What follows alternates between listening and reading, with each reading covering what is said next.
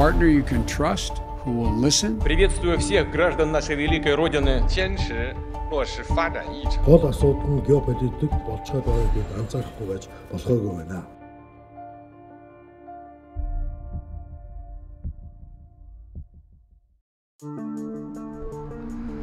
Орос улбаны улс нь Украины хэлийн ойролцоо их хэмжээний зэрэг зэвсэг болон цэргийн хүчийг хоримтлуулад байгаа бөгөөд одоо ч цэргийн техник ажсан цуваа Орос улбаны улсын олон газар нутгаас Украины хэлийг чиглэн явсаар байна. За Америкийн нэгдсэн улс болон Европын холбоо Орос улбаны улсыг цэргийн хүч хоримтлуулж байгаа шалтгааныг тайлбарлахыг удаа дараа хүссэн боловч одоогоор албан ёсны хариу гаргаагүй байгаа. За харин ерөнхийлөгч Путиний хэвлэлийн төлөөлөгч Песков сэтгүүлчин асуусан асуултанд хариулахдаа Орос улс хэнд занал хийлээгүй, занал хийлэхгүй. За Оросын цэцэг хүчин өөрийн нутаг дэвсгэр дээр байрлаж байгаа бөгөөд үүнийг шаардлагатай зохистой гэж үзэн байршуулад байгаа гэсэн хариу өгсөн.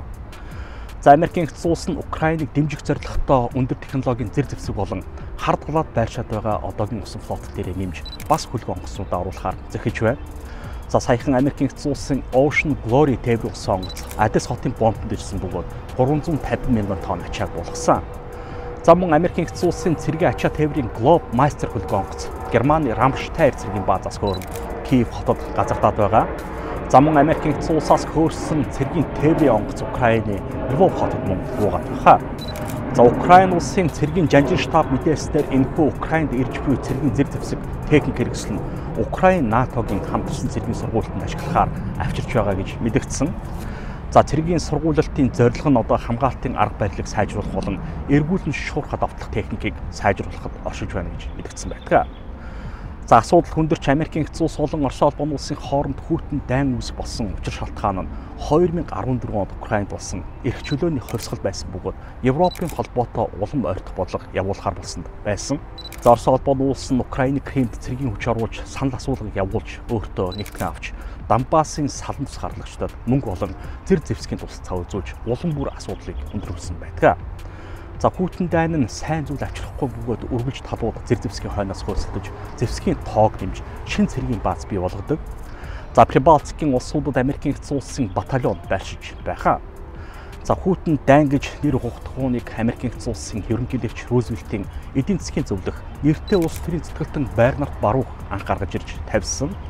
За 1947 онд болсон нэгэн хурал дээр Америкийн нэгдсэн улс болон Зөвхөн бод улсын харьцааны талаар хэлэхдээ Путин дайны харьцаатай гэж хэлсэн байдаг. За үүнээс үүдэн тухайн үеийн нэртэй сэтгүүлч Walter Lippmann дэлхийн улс төрийн тухай цоврал нийтлэлүүд бичсэн бөгөөд гаргасан материалаа нийлүүлэн ном болгосон байдаг. За тус номоо Путин дайн гэж нэрлэсэн. За үүнээс хойш Путин дайн гэсэн хэллэг ихээр бичигдэж яригдах болсон. Харин тухайн үеийн Америкийн ерөнхийлөгч Гарри Труман Путин дайн гэсэн хэллэгт дургүй байсан бөгөөд Америкийн нэгдсэн улс болон Зөвхөн бод улсын харьцааг өөрөөр нэрлэдэг байсан. За тэрээр энэхүү харьцааг нервийн дайн гэдэг байсан. За нервийн дайн гэдэг хэллэг нь бас ч онж хэлсэн юм шиг миний хувьд санагддаг. За яг л шатар тоглож байгаа мэт нэг тал нь нүүд хийчгээд нөгөө тал нь ямар хариу үйлдэл хийх бол айх нь сандар чичрэх нь гэх мэт ажиглаж байгаа мэт. За энд Жолс нэвтрүүлгийнхаа энэхүү дугаараар Батбаяр би үзэгч та бүхэнд Украины асуудлыг дипломат аргаар манжаад чадах хэсэг. За Путин дайны үед болж байсан танкны хямралыг хэрхэн зарцуулсан. За Зөвхөн бод улсын Виктор Белянка гэх нисгэгч тухайн үеийн хамгийн сүүлийн үеийн МиГ-25 сүнэгч онгоцыг хөлөглөн Японд газардаж улс төрийн оргнол Америкийн нэгдсэн улсаас өссөн талаар үзүүлэхээр шийдвэрлэлээ.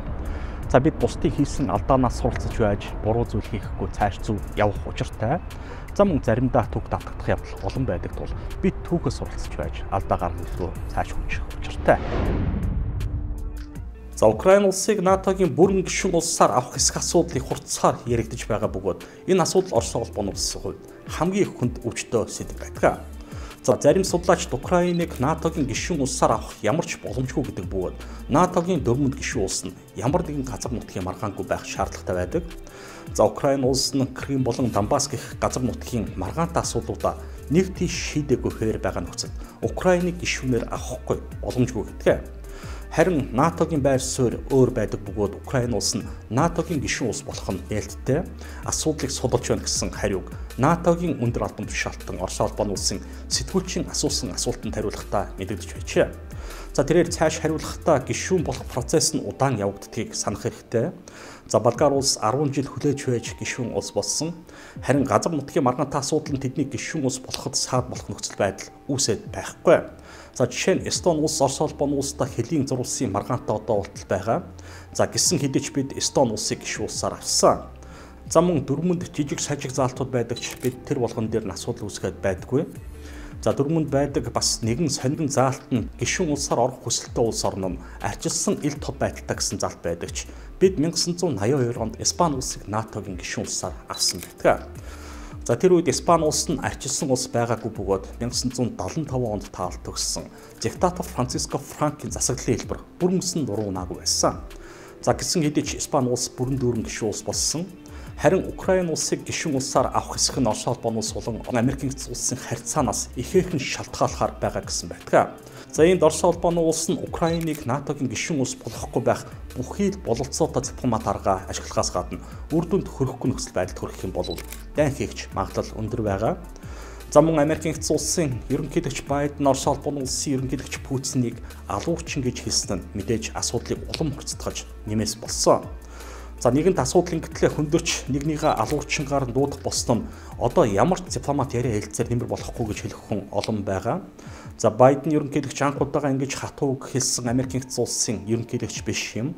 За 1983 оны 3 дугаар сард тухайн үеийн ерөнхийлөгч Рональд Рейган нэгэн цуглаан дээр зөвлөлт холбоот улс нь империя зла буюу хорон муу ёрон гүрэн гэсэн байдаг. За түүний эхнэр Нэнси Рейган уг цуглааны дараа яагаад ийм хүнд хэлбэрээр Орос улбаны улсыг хэлж байгаа юм бэ? Ингэж болохгүй шүү дээ гэхэд Рейган би Оросуудын талаар юу гэж боддог, ямар үнэлгээтэй явдгийг Оросууд мэдэж авах гэсэн байдаг. За яг тэр оройдоо ерөнхийлөгч Рейган шинээр томилогдоод байсан төрийн нэрийн бичгийн дарга Жорж Шульцийг дуудаж Орос улбаны улстай харьцаагаа сайжруулах чиглэл үүрэг өгсөн байдаг. За зөвлөлт бод улсын удирдагч Брежнев 1982 оны сүүлээр таалаад төгсөж зөвлөлт бод улсын шинэ удирдагчаар Андропов сонгогдоод удаагүй байсан хэ. За хоёр улсын харилцаа яг одооных шиг хамгийн доод түвшинд байсан гэж хэлж болно. За 1979 онд зөвлөлт бод улсын цэргийн өвч Афганистан цөмөрөн орсон. За мөн Варшавын гэрээний улсууд зөвлөлт бод улсын дунд тусгалтаа Пуужинг байршуулснаас харьцаа эрс нууцсан. За дунд тусгалтаа Пуужинг Чех болон ардчилсан Германд байршуулад байсан. За энэ нь ихээхэн баруун Европын улс орнуудын эсэргүүцэлтэй тулгарсан бөгөөд Америкийн улсыг өөрийн Першинг Пуужингаа баруун Европын улс орнуудад байршуулахыг санал болгосон. За Америкчууд Першинг Пуужингаа баруун Европод байршуулсан. За яг энэ нэгзэгтэй хүнд үед Рейган ерөнхийлөгч алдарт империя зла гэсэн үгээр хэлсэн байдаг. За нөхцөл байдал үнэхээр хүнд байсан бөгөөд хоёр улсын дипломатууд асуудлыг намж яхад ихээхэн тусалцаа үзүүлсэн. За хамгийн хүнд баг юунд ч найдахааргүй, хинч туслахааргүй хэцүү үед ч гэсэн дипломат яриа хэлцээр амжилттай явагдаж болдог жишээ бол өмнөх хүйтэн дайны үед болсон энэ явдал байсан. За 1989 оны эцэгхэд Европын улс орнуудад байрших 858 цэргийн баазад 213 мянган Америкийн цэргийн албан агчид байршиж байсан. За энэ бол үнэхээр том цэргийн үж. За хүйтэн дайны эцэгхэд 858 цэргийн баазаас 80 цэргийн бааз үлдсэн бөгөөд тэнд Америкийн 26 мянган цэргийн албан агчид ажил үүргээ гүйцэтгэж байсан. За бараг 10 дахин багассан тоо. За 1990 онд НАТОгийн эвсэлт шуурхаа 48 цагийн дотор цэргийн бүхий л ажиллагаанд оролцох бэлтгэлтэй 100 дивизтэй байсан. Харин 10 жилийн дараа энэ тоо 10 дахин багасж ердөө 10 дивизтэй үлдсэн. За харьцуулан хэлэхэд 1989 онд манай Монгол улсын зөвлөлт бод улсын 50 мянган цэрэг байршиж байсан бөгөөд 1991 онд бүх цэрэгээ эргүүлэн татсан. За энэ үе их дэлхийд маань дайн дажингүй хамгийн тааламжтай инх тунх сайхан цаг үе байсан. За НАТОгийнхан дайснаа Орос улбаны улсыг биш, за мөн Оросууд ч НАТОг дайсан биш гэж харилцсан тунхлаж байсан үе. За дөнгөж саяхан л өөдөөдөөс харан буугаа онлон нэг буруу үйлдэл хийхдээ том дайн болж өрнөх олон нэгцэгтэй нөхцөл байдал түүхэнд бичигдэн үлдсэн байдаг. За 1961 оны намар Герман улсын Берлин хотын зүүн болон баруун хэсгийг зарлах хөлийн зурвас дээр Америкийн хэцүү суултан зөвлөлт бод улсын зэвсэгт хүчин өөдөөдөөс харан танкныхаа моторыг унтраалгүй эсрэг талын танкийг бай болгон зэвсгээ онлон зогсож байсан. За дэлхийн 2 дугаар дайн дуусмагц 1945 онд Герман улсыг 4 секторт хуваасан бөгөөд Орос, Америк, Франц, Англи гэсэн сектор хэсгүүд байсан. За Германы нийслэл Берлин хотын Зүлтбот улсын мэдлийн газар нутагт үлдсэн тул талууд харилцан тохирцож мөн Берлин хотыг дөрвөн хэсэг хуваасан. За эдгээр дөрвөн улс хамтран Герман улсын цаашдын хувь заяаг шийдвэрлэхээр болсон бөгөөд яриа хэлцээр идэвхтэй явагдаж байсан. За хэсэг бүрт тухайн улсын цэргийн хүч байршиж байсан бөгөөд тэднийг цэргийн комендант удирддаг байсан.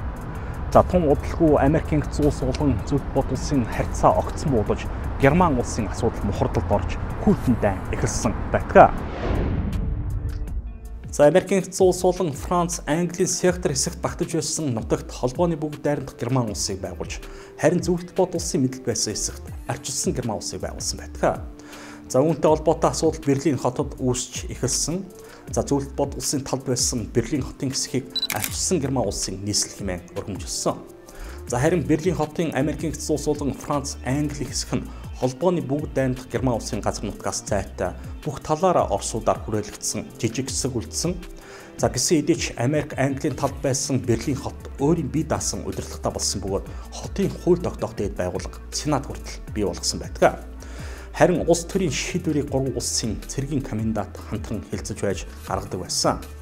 За арчилсан Герман улсын удирдлагт туйлын хүн тусаж байсан асуудал бол Берлин хотын Зүлтбот улсын секторыг Америкийн улсын сектортой заглах хэлийн зурус байхгүй байсанд оршиж байсан. За учир нь хэлийн зурусгүй байсан тул арчилсан Герман улсын иргэд холноороо баруун Берлин руу гарч тэндээ үлдэх юм уу эсвэл бүр цааш холбооны бүгд дайрандах Герман улс руу гардаг байсан. За ингэснээр арчилсан Герман улс олон мянган мэргэжсэн залуу ажлын хүчнээ алдсаар байсан дургуслаа ихээр илэрхийлж байсан. За ийм байдал удаан үргэлжлэх юм бол удахгүй арчилсан Герман улсад ажлын хүч дутах нөхцөл байдал үүсч эхэлсэн. За тухайн үеийн арчилсан Герман улсын удирдагч Вольтер Ульбрехт, Зүлтбот улсын удирдагч Никита Хрущевт хандан хэлийн зурус байгуулах болон хан босгох санал гаргасан байдаг. За Хрущев үүнтэй санал нийлж хан барих ажлыг эхлүүлсэн бөгөөд 1961 оны намар гэхэд хэлийн зурус байгуулах ажлыг эрчимжүүлсэн. За анхандаа хан босгоогүй бөгөөд хэлийн зуруусын дагуу хадаас давтас бүхий хязгаарлагч татаж байсан. Харин хэлийн зурусаар орон сууц дайрч байвал оршин суугчдыг нь нүүлгэн шилжүүлж цонхыг нь тоосхоор бүглж байсан. За иргэд арчилсан Германд үлдэхгүй тулд цонхоороо өндрөөс үсэрч биедээ гэмтэл авдаг байсан ч үл тоон зогтсон хэвээр байсан. За харин Берлин хотын баруун хэсгийг ханддаг Америкийн улс болон Франц, Английн цэргийн удирдлага нь энэхүү арчилсан Германы хэлийн зурсыг хүлээн зөвшөөрдөггүй байсан. За Потсдамын гэрээ ёсоор тэд чөлөөтэй Берлин хотод зорчих хэрэгтэй байсан. За Берлин хотын Америкийн улсын мэдлийн хэсгийн орлогч дарга эхнэрийн хамтаар Берлин хотын зүүн хэсэгт байрших театрт опер үзэхээр явсан бөгөөд тэднийг арчилсан Герман улсын хэлийн зурус дээр зогсоож биеийн байцаалтыг нэгсэн. За та нарт тийм эрх байхгүй гэж хариулсан бөгөөд тэр даруй Америкийн улсын цэргийн генерал Клэйро мэдэгдэж болсон хэрэг явдлыг дуулгасан бөгөөд тун удалгүй орлогч даргад дэмжлэг үзүүлэхээр 10 жип машинтай цэргийн хүч илгээсэн байдаг. За орлогч даргыг цэргийн хамгаалтын хамтаар Берлиний зүүн хэсэг рүү нэвтрүүлсэн. Харин дараагийн удаа Америкийн улсын дипломат эхнэрийн хамтаар театр үзэхээр Берлин хотын зүүн хэсэг рүү явхад тэднийг хамгаалахаар танк дагалдуулж явуулсан. За үүнд дэгдүүцсэн арчилсан Германы тал мөн танк гаргаж Checkpoint Charlie гэх хэлийн зургуус дээр тэднийг угтаж авсан. За талаас 10 танк өөдөөдөөс харан зогссон бөгөөд моторыг нь унтрааж болохгүй гэсэн тушаатай байсан. За дайн гарахад тун ойрхон байсан мөчөө. За яг энэ үед буюу 1961 оны 10 дугаар сард Москва хотноо намын 22 дугаарыг хурал болж байсан.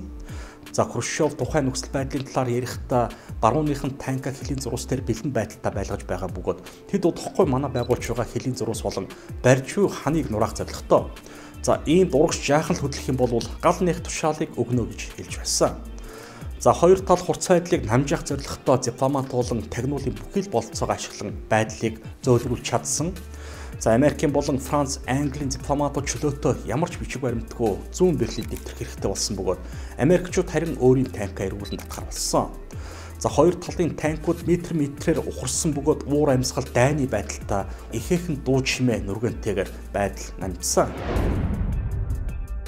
За түүхэнд бичигдэн үлдсэн танкны хямралаас хоёр тал томоохон сургамж болон дүнэлтэн төрсөн. За ямар ч асуудлыг дипломат аргаар зохицуулж болох юм байна гэдгийг ухаарсан ирхэ.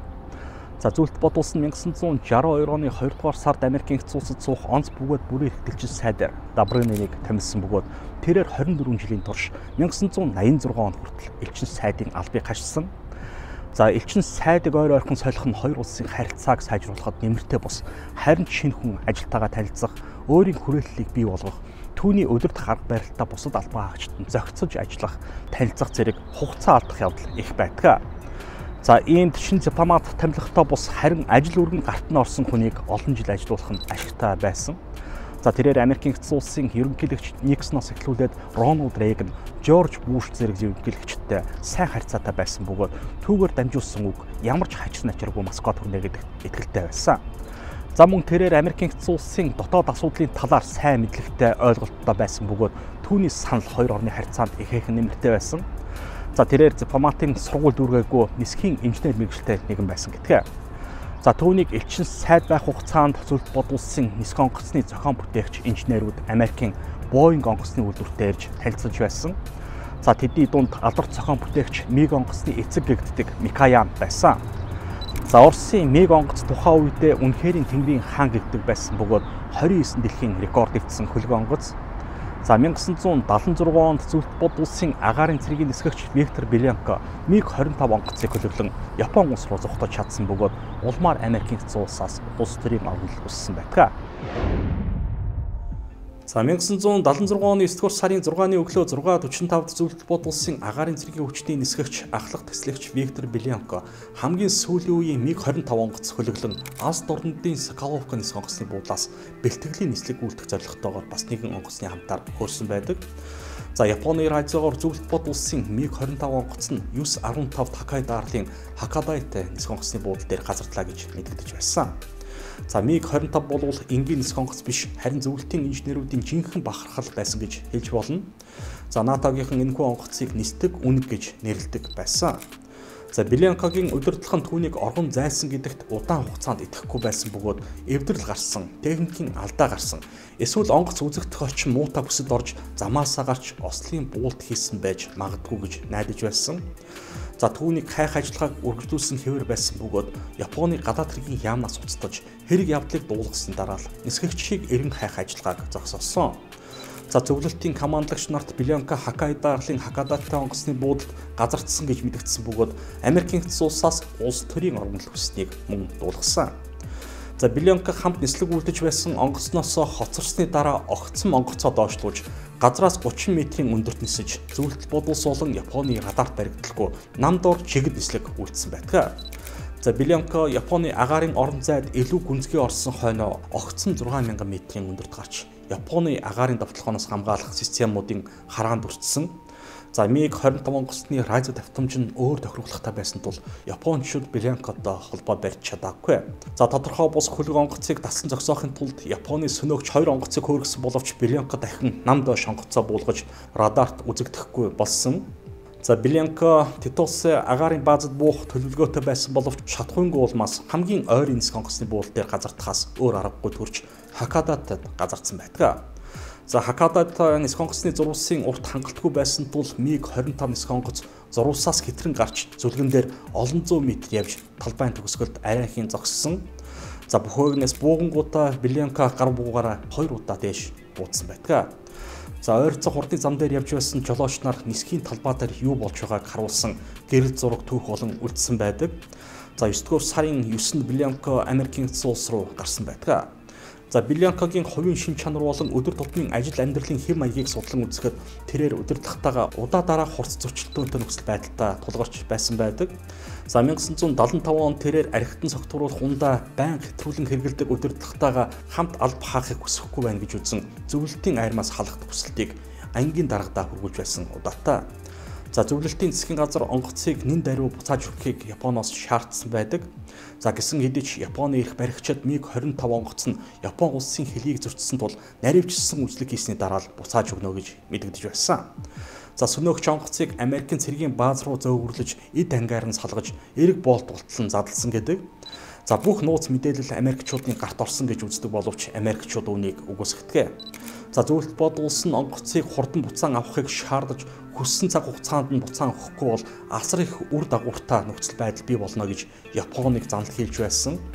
За зөвлөлт бодулсын гадаад хэргийн сайд Громико Японы гадаад хэргийн сайд Зентара Касака нарын хооронд яриа хэлцээр эхэлсэн байдаг.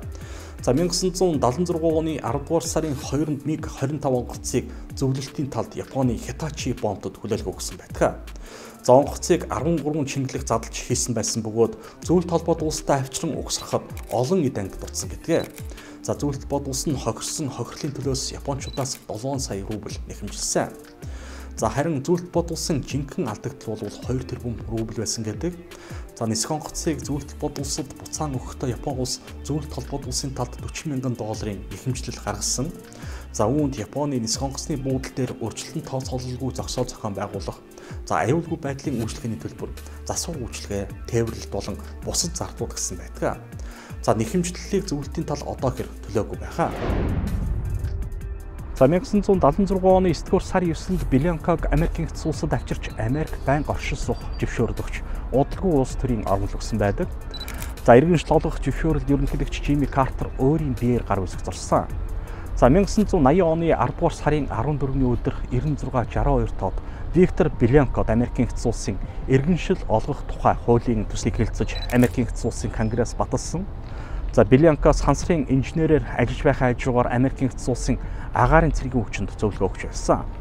За түүний цэргийн үнэмлэх болон нислэгийн дэвтэр Вашингтонд тагнуулын музейд одоо ч гэсэн хадгалаастай байдаг. За Белянко ихэнх цагаа Вашингтонд өнгөрөөж зөвлөлт холбоот улсын нисэх хүчний асуудлаар холбооны засгийн газрын мэргэжилтнүүдэд агентлагуудад зөвлөгөө өгч, за цэргийн нисэх онгоцны үйлдвэрлэгч компаниудад орон тооны бүс зөвлөхөөр ажиллаж байсан. За Белянкогийн дурдтгалаар МиГ-ийн нисгэгч гэсэн номыг хэвлүүлсэн бөгөөд түүнийг Япон руу нисгэхэд хүргэсэн шалтгаан болон үйл явдлын талаар түүний үзэл бодлоос тайлбарласан байдаг.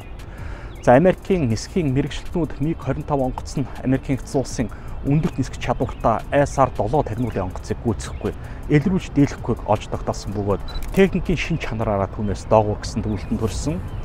За нисэх онгоцны хурдны параметрууд нь техникийн үзүүлэлтүүдэд хүрэхгүй байсныг бас мөн олж тогтоосон байдаг. За Виктор Белянкод зөвлөлт холбоот улс эх орноосоо урвсан гэж үзэн цаазаар авах ялыг оногдуулсан. За зөвлөлт холбоот улсууд тэрээр ээж, эхнэр, бяцхан хүүгээ үлдээсэн байсан. За гэхдээ зөвлөлт холбоот улс задран үндэсний дараач Белянко хайртай хүмүүстэйгээ хязгаарч иргэн холбоо барьж байгаагүй. За тэрээр 1947 онд төрсэн бөгөөд одоо 74 настай. За энэ болсон түүх хүйтэн дайны эд оргил үед болсон. За 1985 оны 3 дугаар сард Горбачев намын ерөнхий нарийн бичгийн дарга болж өөрчлөлт, шинжилэлт гэсэн уриатай зөвлөлт холбоот улсыг удирдах эхэлсэн. За зөвлөлт холбоот улс 50-д байсан 20 арга хэмжээнээс болж эдийн засаг нь хүнд нөхцөл байдалд ороод байсан. За дэлгүүр хоршооны лангуу хоосорч ажилтнуудын тоо огцом өссөн. За зөвлөлт холбоот улс нь цаашдаа батлан хамгаалахдаа асар их хэмжээний хөрөнгө мөнгө зарцуулж чадахгүй төрсөн. За 1988 оны зун Горбачевын урилгаар Америкийн эцэс улсын ерөнхийлөгч Рейган 5 дугаар сард Москвад хүрэлцэн ирсэн байдаг. За тэрээр Москвагийн их сургуулийн оюутнуудтай уулзаж ярилцаж улмаар Горбачевын хамтаар улаан толгойд алхаж байх үеэр нь Америкийн эцэс улсын ерөнхийлөгчөөс та зөвлөлт холбоот улсыг хорон муу ёрын гүрэн гэж үздэг хэвээр байгаа юу гэж асуухад үгүй гэж Рейган хариулсан.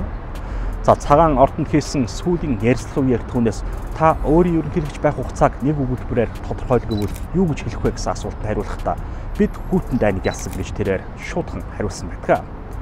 За ингэж анхны хүйтэн дайны дуусах болсон түүхтэй харин одоогийн хүйтэн дайн халуун дайн битгий очихоос одоо. За үүгээр энэхүү дугаараа өндөрлөж байна. Хэрвээ бидний бэлтгэсэн мэдээлэл таалагдсан бол лайк дарж санал бичиж үлдээгээрэй. За мөн шеэр хийж олон өдөртөөхөө мартаоцай. За манай YouTube сувгийн захиалагч бол шинэ мэдээлэлээс хоцролгүй хамгийн түрүүнд үзэж байгаараа гэж хэлье. За эргэн дараагийн дугаараар уулзцгаая. Та бүхэнд ирч хүч байна байх болтугай.